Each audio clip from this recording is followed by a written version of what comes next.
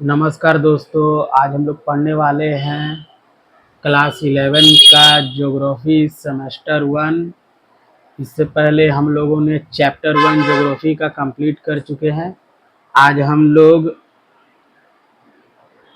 Geography का chapter 2 यानी कि यूनिट 2 का 1 नंबर आज हम लोग करने वाले हैं। ठीक है, तो आइए हम लोग इसका क्वेश्चन आंसर करते हैं। इस टॉपिक को समझाने का उतना भी टाइम नहीं है, नहीं तो मैं इस टॉपिक को इतने अच्छे से समझा देता कि जिससे आपको पूरा का पूरा एमसीक्यू सॉल्व करने में बहुत आसानी होती है। ठीक है, तो हम लोग डायरेक्ट एमसीक्यू करते हैं क्योंकि आपका एग्ज़ाम बहुत जल्द स्टार्ट होने वाला है 8 सितंबर को। तो आइए हम लोग क्वेश्चन नंबर 1 को हम लोग देखते हैं।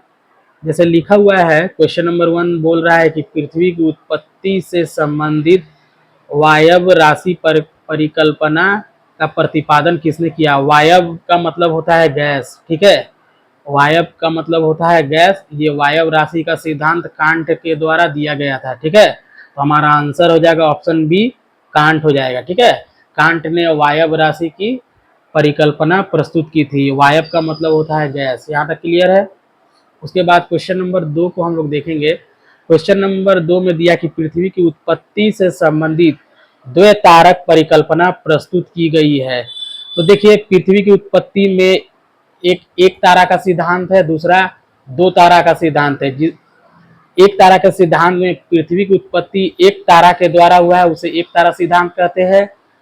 अगर पृथ्वी की उत्पत्ति दो तारा सिद्धांत के द्वारा हुआ है तो उसको हम लोग द्वैतारक परिकल्पना हम लोग कहते हैं। ठीक है, ये पूरा जब हम लोग टॉपिक को समझेंगे तो उस टाइम पे डिक्लियर होगा, लेकिन अभी टाइम नहीं है, इसीलिए मैं ऊपर ऊपर आपको बता देता हूँ क्वेश्चन आंसर के माध्यम से। तो पृथ्वी की उत्पत्ति में द्वितारक परिकल्पना प्रस्तुत रसेल ने किया था। ठीक है, किसके द्वारा द्वितारक परिकल्पना प्रस्तुत की गई है, तो रसेल के द्वारा। ठीक है, आइए अब हम लोग तीसरा नंबर क्वेश्चन में देखते हैं। तो तीसरा नंबर क्वेश्चन है हमारा कि परिकल्पना जो पृथ्वी की उत्पत्ति के साथ साथ ग्रह के आकार एवं क्रम की भी व्याख्या करता है। ग्रह के आकार एवं क्रम की व्याख्या करता है कौन, तो जीन्स एंड एवं जेफ्रीज की ज्वारीय परिकल्पना। ठीक है, जीन्स एवं जेफ्रे की ज्वारीय परिकल्पना। ठीक है, जीन्स एवं जेफ्री ने ज्वारीय परिकल्पना प्रस्तुत की थी। ठीक है, यहाँ तक क्लियर है। उसके बाद देखिए क्वेश्चन नंबर 4 है हमारा, बिग बैंग सिद्धांत किस वर्ष सत्यापित हुआ था, तो 1950। ऑप्शन सी हमारा आंसर सही हो जाएगा, 1950 के आसपास में। उसके बाद देखिए, उसके बाद यहाँ है कि ब्रह्मांड निरंतर विस्तारित हो रहा है, यह कथन पृथ्वी की उत्पत्ति के किस सिद्धांत से संबंधित है, तो महाविस्फोटक सिद्धांत। ऑप्शन ए हमारा सही हो जाएगा। उसके बाद देखिए, कांट की पृथ्वी की उत्पत्ति की परिकल्पना आधारित है, तो कांट ने वायव राशि का सिद्धांत दिया था। ये पहला क्वेश्चन कराते वक्त मैंने बताया था, तो ऑप्शन ए हमारा सही हो जाएगा। उसके बाद देखिए, किसने पृथ्वी की उत्पत्ति की निहारिका परिकल्पना प्रस्तुत की थी, किसने पृथ्वी की उत्पत्ति की निहारिका परिकल्पना प्रस्तुत की थी, तो हमारा आंसर आ जाएगा लैपलास ने। ठीक है, ऑप्शन बी हमारा सही हो, लैपलास। ठीक, अब देखिए, किसने कहा था कि मुझे पदार्थ दो, मैं पृथ्वी की उत्पत्ति कर दिखाऊंगा। ठीक है, तो ये कांट ने कहा था कि मुझे पदार्थ दो, मैं पृथ्वी की उत्पत्ति करके दिखाऊंगा। ठीक है, कांट ने कहा था। यहाँ तक क्लियर है। अब हम लोग क्वेश्चन नंबर 9 की ओर आगे बढ़ते हैं। अब क्वेश्चन नंबर 9 में है कि निम्नलिखित में से कौन सा कथन सही है, तो कौन सा कथन हमारा सही है, इसको पढ़ना है। कांट की परिकल्पना मूल रूप से न्यूटन के गुरुत्वाकर्षण तथा घूर्णन गति के नियम पर आधारित है, बिल्कुल सही है। कांट का जो परिकल्पना है मूल रूप से न्यूटन के गुरुत्वाकर्षण एवं घूर्णन गति के नियम के आधारित था। ठीक है, उसके बाद है कि कांट ने माना कि आद्य पदार्थ पहले ब्रह्मांड में फैला था, बिल्कुल सही है, दोनों सही होगा तो ऑप्शन हमारा सी सही होगा, एक और दो दोनों सही है, ठीक है। उसके बाद देखिए 10 नंबर क्वेश्चन है हमारा, ब्रह्मांड की उत्पत्ति पुस्तक का प्रतिपादन किसके द्वारा किया गया? तो इसका ऑप्शन हो जाएगा इनमें से कोई नहीं, ठीक है, इनमें से कोई नहीं, ठीक है। उसके बाद देखिए, वैसे इसका आंसर लेमेंत्रे हो सकता है, लेकिन थोड़ा सा डाउट है इसीलिए मैं बता नहीं रहा हूँ, लेमेंत्रे भी हो सकता है, ठीक है। तो देखिए उसके बाद है बिग बैंग सिद्धांत किस वर्ष सत्यापित हुआ था? ठीक है, तो 1950 में, ठीक है। उसके बाद देखिए सबसे पहले 1920 में महाविस्फोट सिद्धांत का विचार किसने प्रस्तुत किया था? तो लेमेंत्रे ने, ठीक है। यही लेमेंत्रे ने ब्रह्मांड की उत्पत्ति नामक पुस्तक लिखी है, लेकिन इसमें थोड़ा सा डाउट है इसलिए मैं बता नहीं रहा हूँ। खैर आइए हम लोग अपने प्रश्न पर लौटते हैं।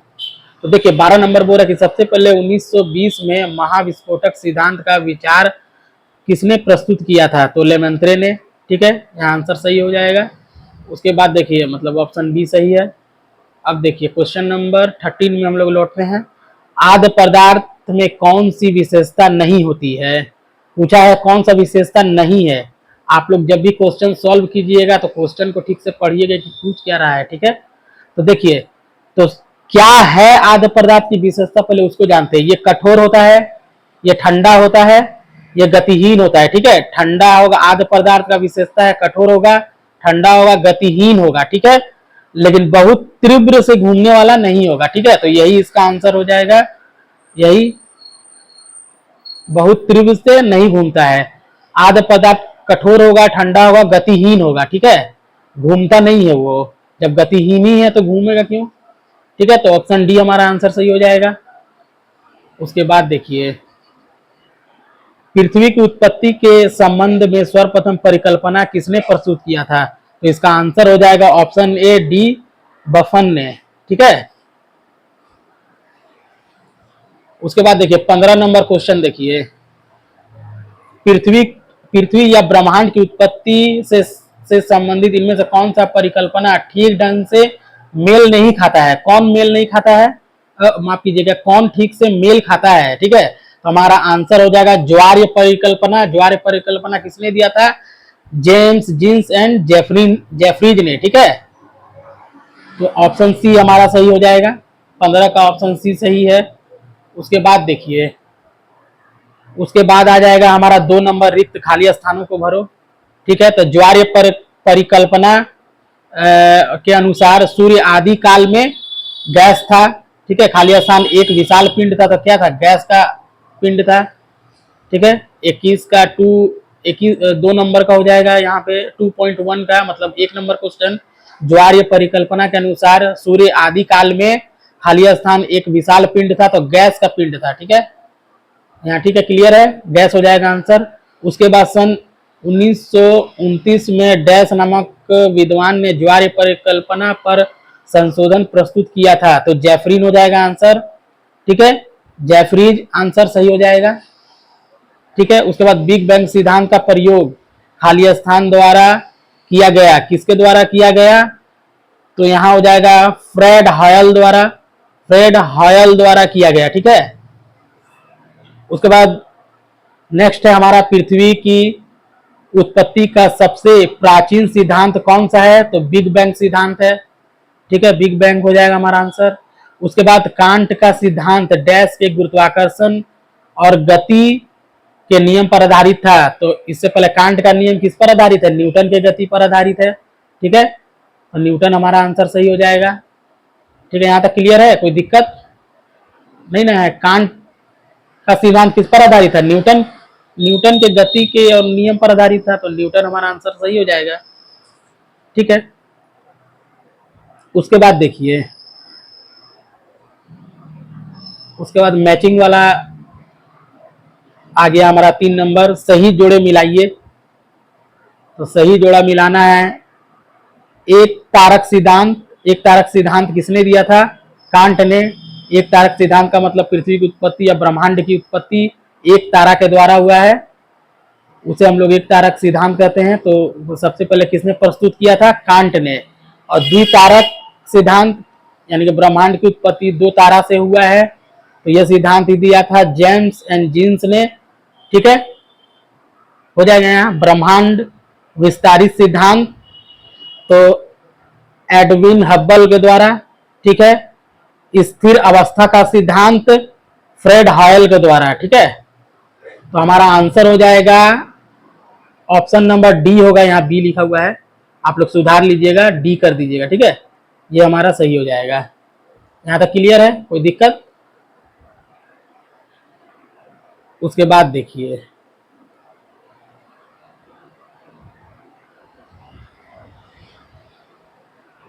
यहाँ समझ में आया ना? एक तारक सिद्धांत हो जाएगा हमारा कांट। ठीक है, द्वितारक सिद्धांत हो जाएगा जेम्स एंड जीन्स।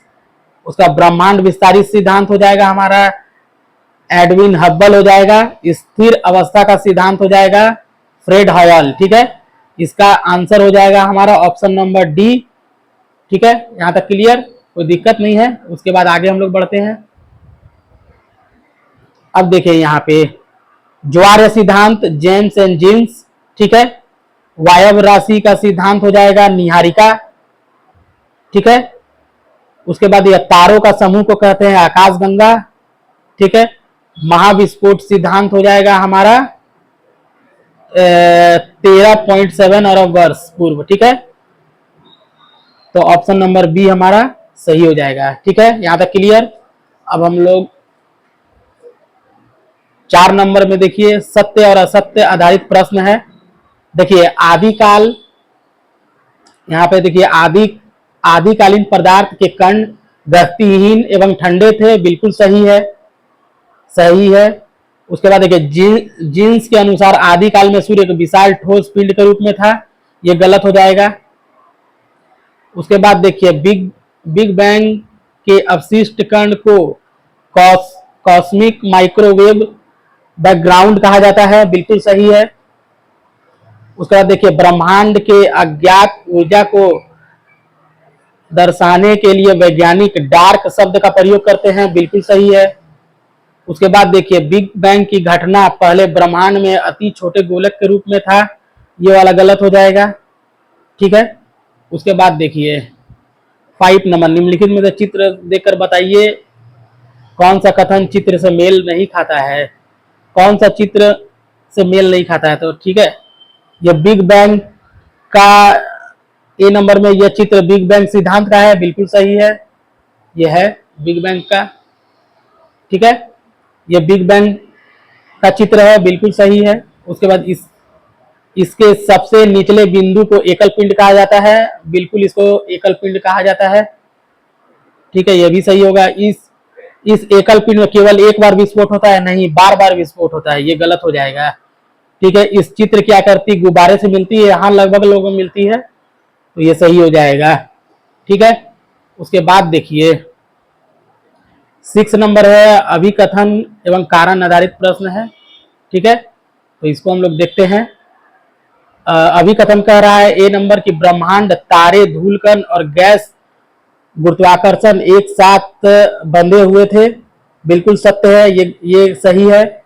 उसके बाद देखिए संपूर्ण ग्रह नक्षत्र आदि के समूह को ब्रह्मांड कहा जाता है, जिसे केंद्र में सूर्य स्थित है, ये गलत हो जाएगा, आर वाला गलत है। तो हमारा ऑप्शन हो जाएगा ऑप्शन सी, ये सत्य है लेकिन आर असत्य है। ठीक है, तो मैंने यूनिट 2 का 1 नंबर कंप्लीट कर दिया हूं अभी तुरंत। तो देखिए ये वाला चैप्टर हमारा हो गया है कंप्लीट। ठीक है, यूनिट 2 का 1 कंप्लीट हो गया है, पृथ्वी की उत्पत्ति। ठीक है, तो आप लोग एक बार देख लीजिएगा इसको, और वीडियो अगर पसंद आए तो लाइक कीजिएगा, अपने दोस्तों को शेयर कीजिएगा और सब्सक्राइब कर दीजिएगा। ठीक है, फिर हम लोग मिलते हैं एक नए वीडियो के साथ, तब तक के लिए धन्यवाद।